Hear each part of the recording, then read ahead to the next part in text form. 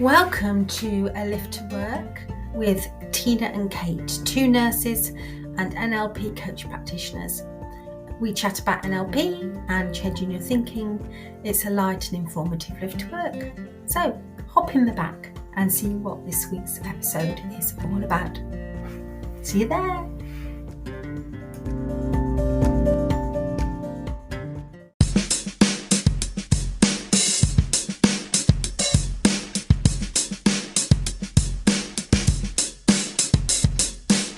Hello, welcome to A Lift to Work with Tina.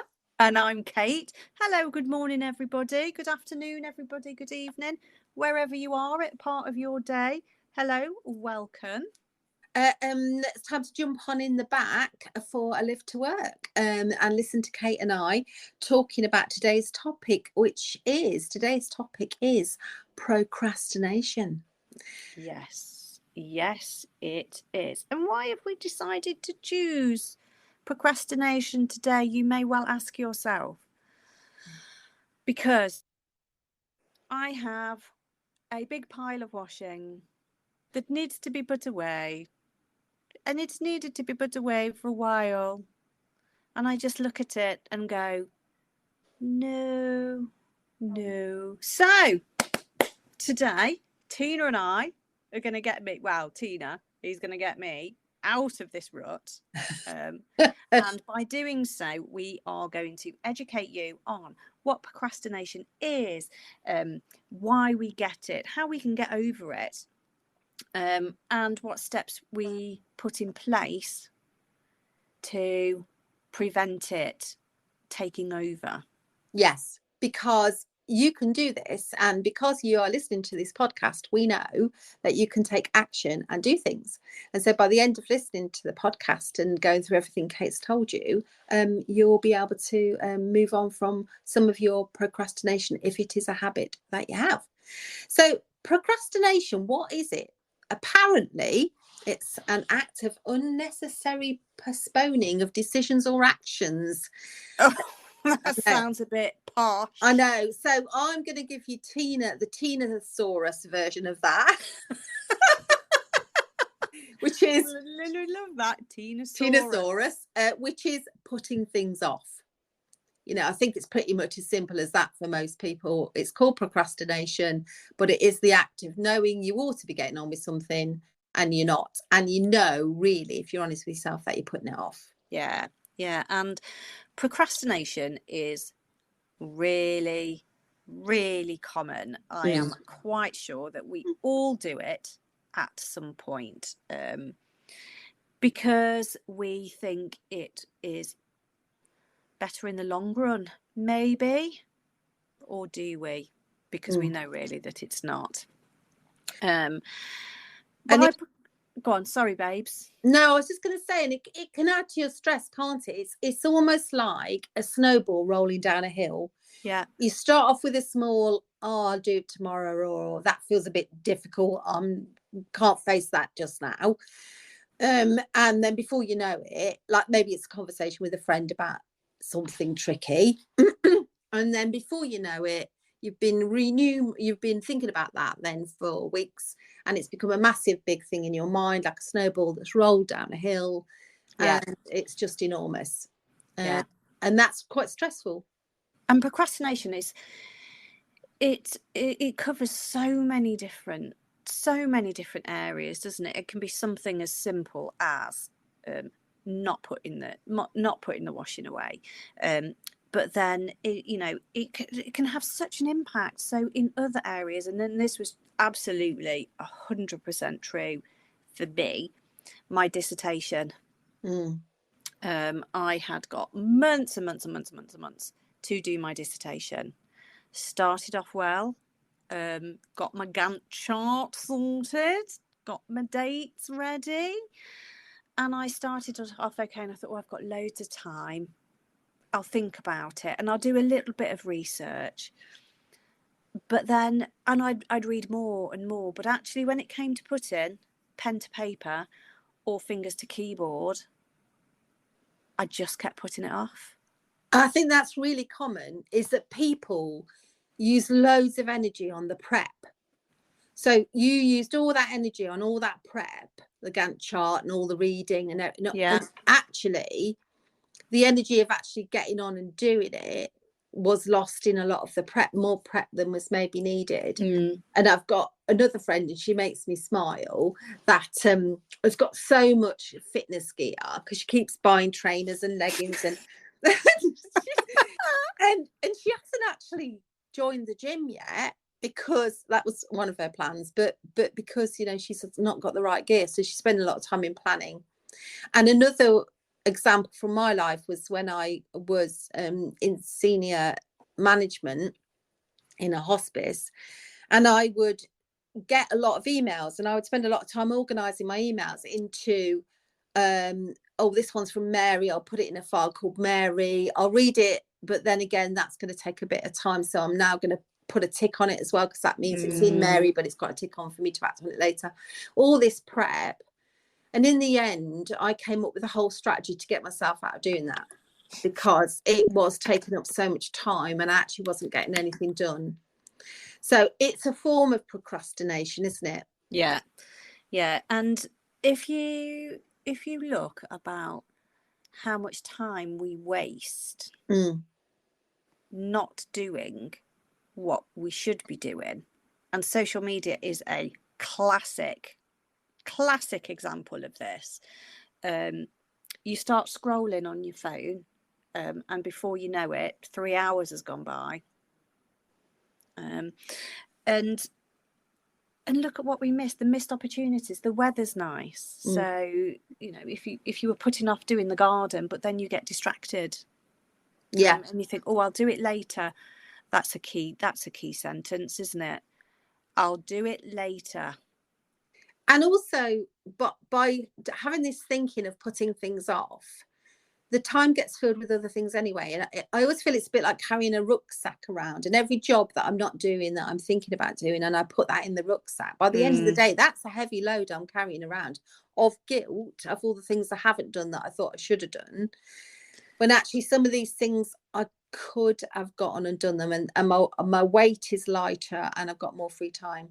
Yeah, and it does alter how we feel, our thoughts, how we think about how we do think about things, doesn't it?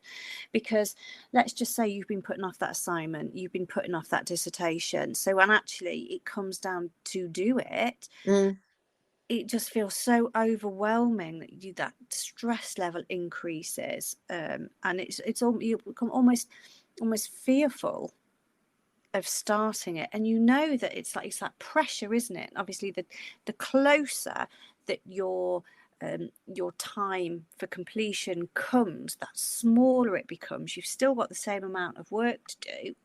It's like a pressure cooker, which is absolutely what happened to me with my dissertation. And whilst my brain didn't explode, we did have a bit of a moment that lasted quite a long time, which is one of the reasons why Tina and I wanted to talk to you about this today. Because if you can avoid that, if we can give you when we give you the tips and hints and ways that you can help yourself to prevent this, then that's a bonus, isn't it? Absolutely. So what can you do about this very common problem of putting things off or procrastinating? I think one of the first things, Kate, is just notice that you're doing it. You know, yes. I think if you have got to a place where you notice yourself thinking, oh, I'll do that tomorrow, or oh, I didn't get around to that and I meant to, or that's on my mind. It's playing on my mind, that phrase. If something's playing on your mind, it's probably something you are putting off or procrastinating about. Yeah. So I think notice it. And the second thing is, don't then be very hard on yourself and say, oh, I'm a terrible person. Look at what I'm doing. I bet no one else in the world is procrastinating. They're all getting on with it and being amazing. And it's rephrasing it, isn't it? Yeah. So it's, I know that I'm procrastinating. I've acknowledged that. And now I am going to do this, this, and this.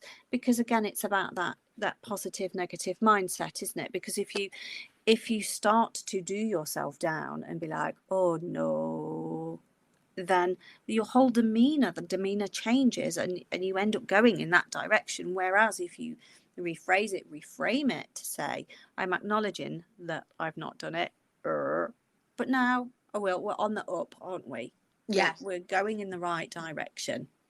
And I think this sort of builds on our last episode, that idea of the 4 minutes.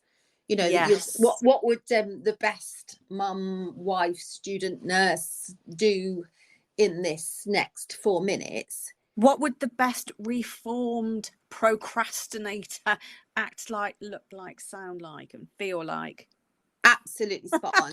Absolutely. So that's exactly it, isn't it? You just think, right, I'm procrastinating. I'm putting something off. What would a more decisive, best version of me do? So what can we do about it? And for me, and this is always the first thing that I do before I do anything else is, what's the best question that I can ask myself? How can I say, let's say, for example, dissertation, although I don't plan on ever doing another one ever. If I were to say, what's the best way that I can get started? How can I ensure that I use my time wisely? What are the resources have I got? And essentially, this is goal setting, isn't it? Yeah. And I think also just starting with small, manageable tasks. So almost, if it seems enormous, then if, for example, the idea of going to weed the garden after a winter of, weeds having taken over, but if you are looking out thinking, well, I won't do it today because the weather's bad, but I'll do it tomorrow, and then the weather's nice, and you think, well, actually I'd rather do something else because the weather's nice. You're putting that job off, aren't you? So you can think, right, today I'm going to spend an hour in the garden, and I'll just do what I can do in an hour. I'll just weed the bed nearest the house. Yes. And then that might be a third of the job done. And another thing that I have found really useful is an audiobook that I listen to. And I can't remember what it's called, but the gist is counting down. So 5, 4, 3, 2, 1, going to do it. Yes. So that when you get to 1, you're going to get up and you're going to do it. And this applies for whatever situation. I go cold water swimming most Sundays, and it is cold, listeners. Let me just tell you right now, it is cold. Not in that water very long, but actually I can do 5 lengths or 5 widths, because we don't do lengths, 5 widths without getting underneath and thinking, oh, I'm going to do it. Ooh, putting it off because I know it's going to be cold. But actually, together, my swim sisters and I, 5, 4, 3, 2, 1, down we go, in. Yeah. And it's done, and it's that initial kind of boom, isn't it? Yeah. That initial movement. Yeah, jump in. Because, if you're sitting somewhere or looking at doing something else and thinking, right, I need to do something that's like desk-based, and you think, right, I need to do that. So I'm going to go and put the kettle on, and I'm going to make a cup of tea. And when that kettle's boiled and I made that tea, I'm going to take that cup and I'm going to walk up to that place where your desk is, and I'm going to sit down and go start. Because that's a version of 5, 4, 3, 2, 1, isn't it? But I love the counting, and I like the idea of, do a task, like make a cup of tea, and say, the next task is this. I'm going to get on with the thing. Yes, absolutely. Yeah. And also just give yourself permission to make mistakes, because I think some of prevarication is about like, well, I wrote the email, but I'm not sending it because it's not entirely perfect. I put it in my draft box and maybe I'll send it tomorrow. That's not, just send it. Just send things, just do things in the moment, do them, because all the time you're doing that, they're moving out of your rucksack or off your to-do list. Unless it's an angry email. Never send angry emails or sarcastic ones, because it will always come back to bite you. So those ones, think about. That's a really good That's a good catch. So unless it's one of those which you can keep in your drafts and return to tomorrow and maybe reword when you're feeling differently. If it's one of those, I just need some information, and you think, right, they need this information, but I could go off and get additional information. Don't do that. Just say, here's information, bip, bip, bip. Off it goes. You know, if you require further, I'll let you know. Sometimes just people don't come back to you and you've done that task. So definitely give yourself permission to just do things and not to do things perfectly. It's fine if it's what it is in the moment. That is a version of perfect. Yeah. And one of my downfall is social media, because I sit there and I will scroll and I'm not even looking for anything in particular. Maybe cats, because everybody likes pictures of cats, don't they, doing stupid things. But I just scroll and scroll and scroll. And actually, by putting my phone away somewhere that I can't access it easily, that's the distraction gone. So listeners, do you have a distraction? What is your distraction? What do you use primarily to stop you, or that stops you from getting your jobs done? Jobs as an umbrella term. How can you do things differently? You know? And to do that, key questions: what is it that you procrastinate about? Is it your dissertation? Is it one specific thing that you don't like doing? Like for me, putting the clothes away, I don't like doing it. I do it because I've got to. Is it a particular thing? And I suppose the other sorry, did you want to say more? No, you crack on, my lovely. No, I was just thinking, as you were talking about trying to make yourself enjoy something you don't enjoy, is this idea of changing your state. So in a minute I'm going to make a little noise, but I've got one of these kind of Buddhist bowls, and if you tap it, it makes this magical ringing noise, and often I'll come in and I'll feel a bit frantic, and I want to change my state of mind from the frantic to the let's just settle. I'm about to write a document, or I'm about to work for half an hour on something I need to concentrate, and I'll just do that ping. And sometimes you can do something as simple as go from sitting to standing and just take 5 breaths and just think, right, my state of mind now is good.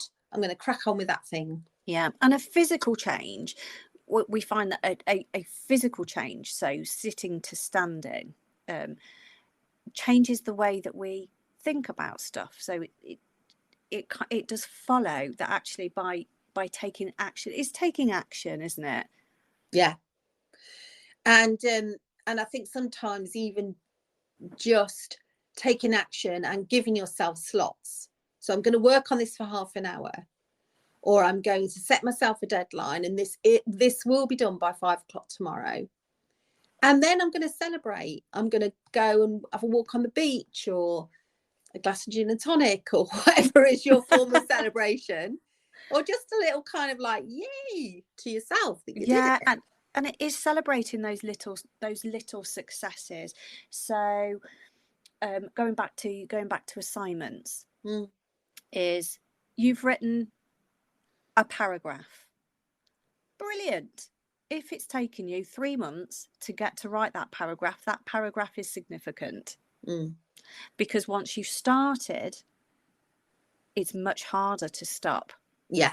Just let it flow from you, let it flow, and start sometimes with the thing that just feels difficult. So, you know, if you're a desk worker and your emails have notifications and they keep pinging into your screen, turn notifications off. It's too distracting.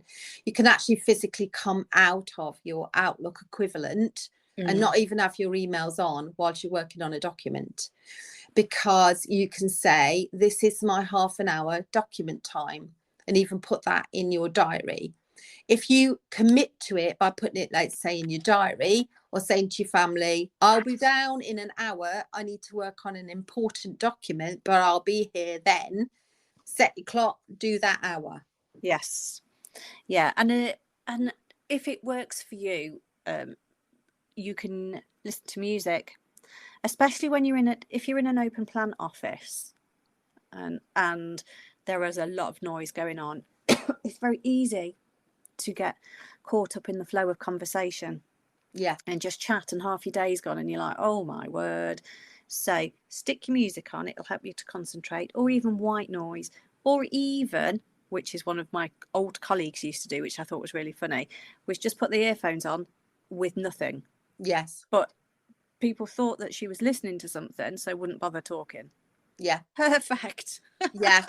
And they do say that white noise and instrumental music is good for tasks where you're writing or studying, and music with words and a more upbeat tempo is great if you're doing physical jobs like tidying a room, putting stuff away in the house. And that's great, isn't it? You know, I think sometimes we end up putting things off because they're not much fun, not our favorite job. And so it's how you can think about, well, I really enjoy this activity, and what do I enjoy about that? Well, I like walking, and sometimes I like doing that because I'm listening to a podcast or I'm listening to music. So if you're about to do a load of housework and you're not really in that frame of mind, put something on that you enjoy, so you're kind of multitasking in the best possible way. You're giving yourself some joy while you're doing it. And I think the last key thing that we are going to mention is about those big jobs, or the big one that you don't want to do, or even the small job that you don't want to do, the hardest one to swallow. By getting the hardest job, or the job that you don't want to do, done first, that sense of achievement that you'll get will be enormous. I know most of us like to start and do the quick wins, quick tick list, thank you very much, job done. Makes it feel like we've achieved something, but actually by completing something that is deemed harder or less desirable, the sense of achievement that we get at the end of it when it's been completed is huge. I think the term is called swallowing the frog, or eating the frog. The stuff that you don't want to do first, get it done, out the way. Yeah. And I like the expression as well about seizing the day. So sometimes when I went into work and I knew I had a lot ahead of me, I would try and do one of those big, difficult jobs first thing without turning anything else on that would distract me, like emails or getting into conversations. And then I would get an hour of that task done, and I'd just feel so good, you know. And I would come out into lots of the rest of my work day thinking, I've seized the day, you know, I've had such a good start. There's no stopping me now. Yes. Whereas if you end up falling into putting things off and get distracted and doing some of the quick wins first, I just think you feel less energized. So lots of great tips for you all to take away, really. I think we've given you lots to think about with this particular podcast, because procrastination affects everybody. I am sure that it does. And if you think it doesn't, take a moment to have a think about your daily routines. You may well be surprised. And maybe that's such a good point, Kate. If you look at your daily routines and you think, actually, I'm spending a lot more time on scrolling than some of the stuff I perhaps ought really to be getting on with, then are you, one of our previous episodes, above or below the line? Absolutely. So a little bit of a summary. Tina and I have talked about procrastination, what it is, what it entails in that, how it can impact on your life and well-being, and what to do to overcome it. So I think the task before we get to our destination and let you leave the vehicle is to have a go at some of this and to leave us some comments as to how you got on, because Kate and I would really love to know what you got done, because we are super confident now in all of you that you've listened to this and you are going to leave this podcast, and by the next time you listen to the future episode, you will have done some stuff that you've been putting off. Excellent. So now we're going to finish with the disclaimer. So we are registered nurses. However, if you feel you need a formal medical help, then please do seek it from your GP or qualified healthcare practitioner. And finally, absolutely finally, have a completely fabulous day. Absolutely. It's been lovely giving you a lift to work. Bye-bye till next time. Bye.